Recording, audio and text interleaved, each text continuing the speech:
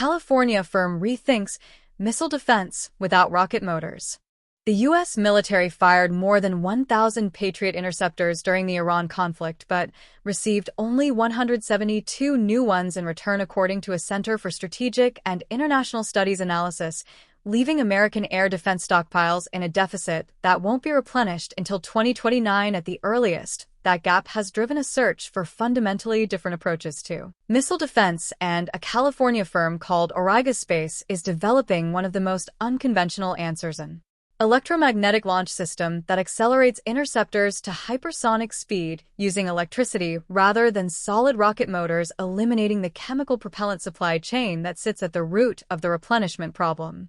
Interceptors like PAC-3 Patriot missiles and THAAD terminal defense rounds rely on solid rocket motors, and those motors depend on ammonium perchlorate as their primary oxidizer. The United States has a single domestic producer of ammonium perchlorate, a concentration of supply chain risk that constrains how fast the entire American interceptor production base can scale, regardless of how much money Congress appropriates or how urgently military planners communicate the need. Adding more Patriot assembly lines does not solve the problem if the propellant feedstock cannot be produced at a commensurate rate. Auriga's electromagnetic approach, by removing the solid rocket motor from the interceptor, entirely removes the ammonium perchlorate dependency from the equation, rather than attempting to work around it.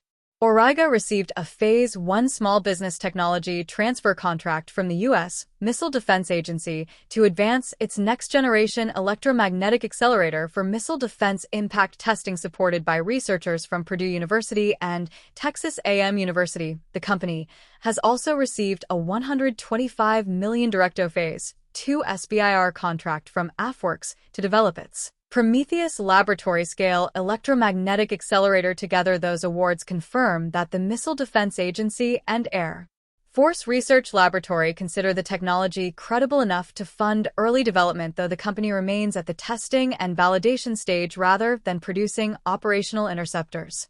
The physics of electromagnetic launch for defense applications draw on the same principles that have driven railgun and coilgun research in defense laboratories for decades. A linear electromagnetic accelerator uses precisely sequenced magnetic fields to push a projectile along a track, converting electrical energy into kinetic energy without combustion. The advantage over a solid rocket motor is that the energy source, electricity, can be generated from any power infrastructure and stored in capacitors or batteries for rapid discharge, while the propulsion system itself is reusable across unlimited firings rather than being consumed with each shot. Auriga's approach relies on electricity, precision control, and reusability, with the company's founder and CEO Winnie Lai describing its potential to accelerate payloads that could survive very high loads, particularly munitions and missile launches. The cost implications follow directly from the hardware architecture. A conventional Patriot PAC-3 interceptor costs approximately $4 million per round, with each firing consuming not just the seeker and warhead, but the entire propulsion system. An electromagnetic launcher, once built, imposes per-shot costs limited to the consumable warhead and any guidance components, with the launcher itself persisting across hundreds or thousands of engagements at scale. That cost structure produces a dramatically different exchange rate against cheap drone and missile threats than conventional interceptors allow. Auriga describes this as eliminating the cost curve problem. When an interceptor costs $4 million and the threat costs $50,000, the defender loses economically regardless of technical success. A reusable electromagnetic launcher changes that ratio fundamentally.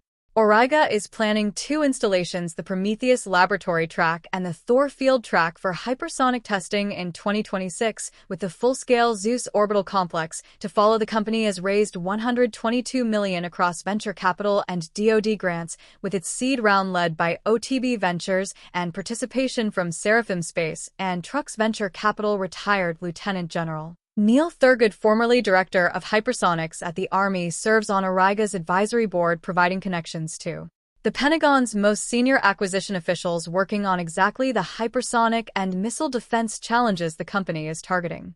The containerized mobile launcher concept that Auriga describes for its defense applications extends the technology's potential deployment footprint considerably. A ground-based electromagnetic launcher that fits in a standard shipping container could deploy on naval vessels at forward operating bases or as part of distributed base defense architectures without the permanent infrastructure that fixed missile defense. Installations require that mobility addresses, one of the persistent limitations of current missile defense systems, which are valuable at the fixed sites they protect, but cannot easily redeploy to meet threats that emerge in new locations. Auriga's technology, if it performs as described, addresses a real structural problem in American missile defense. Whether it can do so at the pace the current threat environment demands is the question that the Thor and Prometheus testing programs are designed to answer.